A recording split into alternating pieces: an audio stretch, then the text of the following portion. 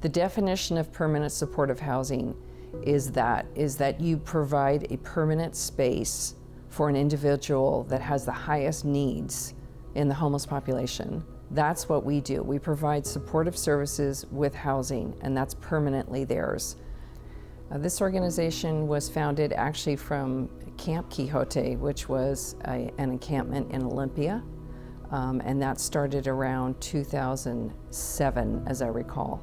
And then the first village, this village, was established on December 24th, 2013.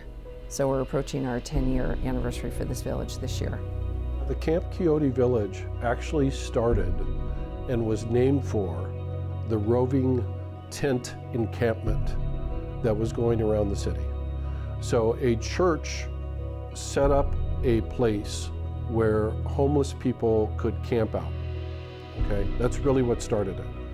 And it started to build. Hey, there's a safe place where we can camp out. A group formed and said, can we do a permanent encampment? And hence the Camp Quixote Village was conceived, and work went in to raise money and to build it. So solar plays such a huge part in our communities because to start with, our model included a lot of environmentally friendly and efficient appliances. The building of these units we all had that in mind. And so when this proposal came up to do solar, it made absolute sense. South Sound Solar has been an incredible partner on this project, but they are also looking at our Shelton Veterans Village right now. We're in communications with them and actually working on the plan to get that accomplished. So we will have solar energy at Shelton Veterans Village. And we have another grant writer working on getting a grant for Ording Veterans Village. So all of our villages, fingers crossed, will be running on solar energy within the next year or two.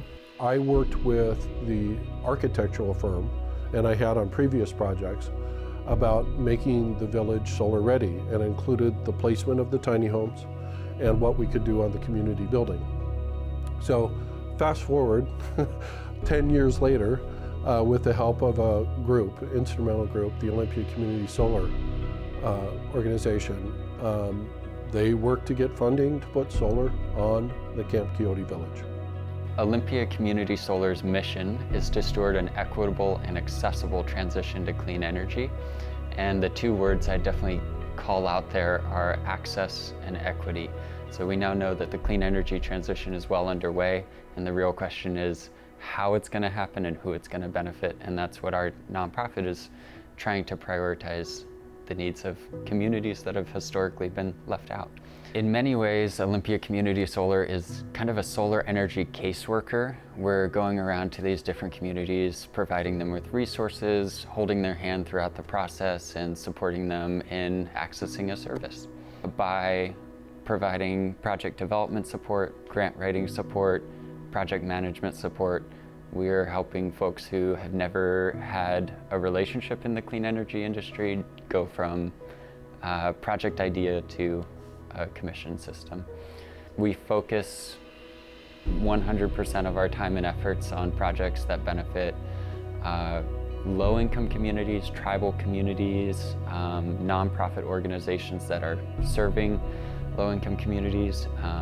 From my initial conversations with the Quixote leadership, it was clear that they had wanted to have clean energy from day one, but they never had the resources, the time to do it. And so their village was built solar ready, and they had held the dream for a long time.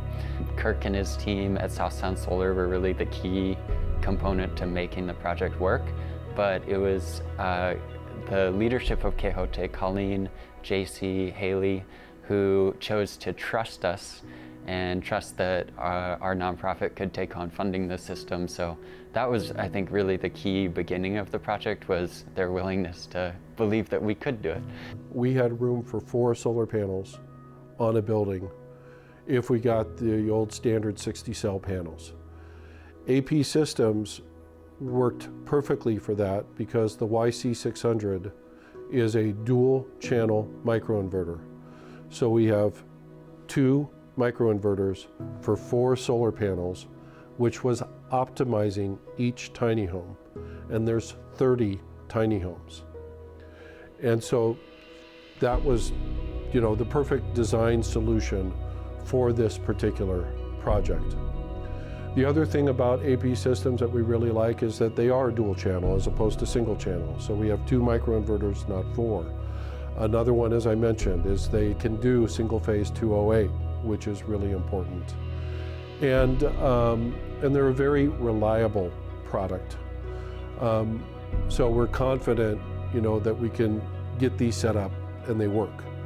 We made the informed choice to make AP systems our primary microinverter.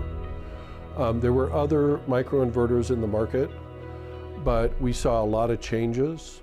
We saw companies' financials shift. We weren't sure one particular microinverter manufacturer was still going to be in business. We saw a lot of product failures. That was really frustrating, to get 20 microinverters on a site and have a high percentage, double digits, fail. And so for us, we made that informed choice, and we know there's a lot out there. We know of other installers in the area that also use the AP systems.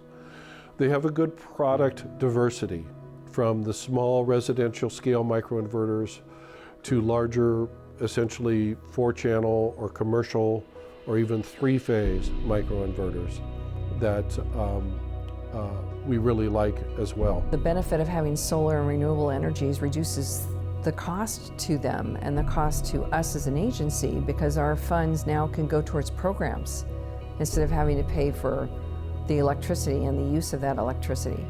It costs $35,000 for a person to stay on the streets every year. So if you take that $35,000 and you multiply it by the number of homeless we have out there, that's how much money is being spent. So in order for us to reduce that, they need to be housed, and that cost goes down to $15,000 per person. So it's a great reduction in costs to get people housed, but it's also a great way to encourage people to become stable and to get back into lives and be productive members of society.